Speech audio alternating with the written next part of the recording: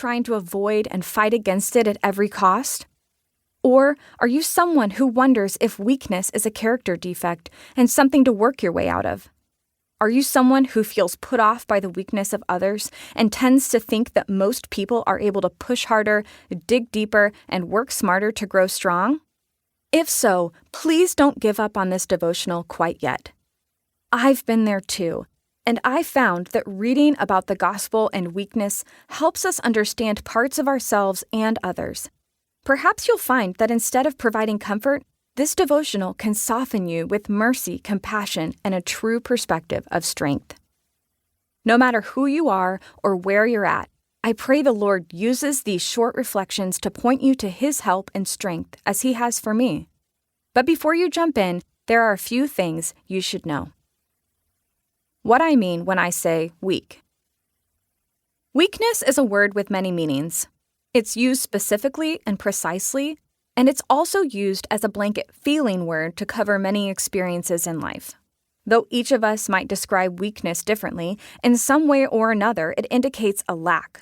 Perhaps we call ourselves weak because we lack the muscle fibers and physical energy to lift a heavy box or move a dresser. For others, the experience of weakness reveals a lack of fortitude in the face of a struggle, the lack of power to resist temptation, or the lack of judgment when facing a difficult decision. We might feel we're weak because we lack the skills, abilities, motivation, and aptitude to do something. Weakness can express a lack of power or agency or potency.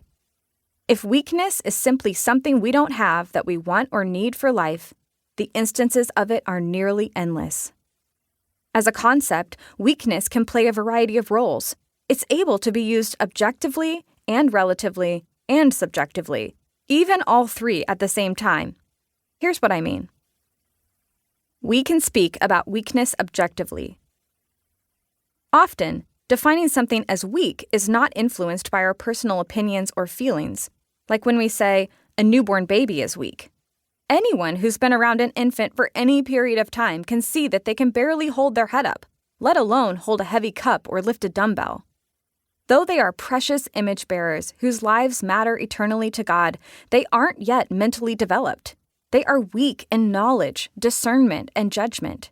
They are weak in agency and power, relying on their parents to survive. A baby is definitively weak. There's no need to argue about it. Weakness can be factually true. On the other hand, weakness is relative.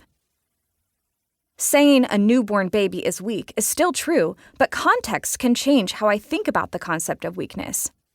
What type of baby are you talking about? A full-term newborn baby is strong in comparison to a preterm baby on oxygen in the NICU. The chameleon characteristics of weakness make talking about it tricky because there's almost always someone or something stronger and someone or something weaker depending on what perspective you're coming from. Finally, weakness is subjective. For this example, let's think about a new mother. Some would say a new mother is weak because after just giving birth, her body is physically exhausted. She's likely losing a lot of blood and might struggle to walk easily depending on how her labor went. Because of hormones or complications or any number of factors, she might be emotional, sleepy, or even buzzing with words and energy. On the other hand, some would say a new mother is strong. Despite being exhausted, she wakes up multiple times over and over again to feed her new infant. If that baby is in the NICU or has complications, to the best of her ability, she fights for the health and well-being of that child. Her husband or her friends might look at her and see strength, while she feels utterly weak and depleted.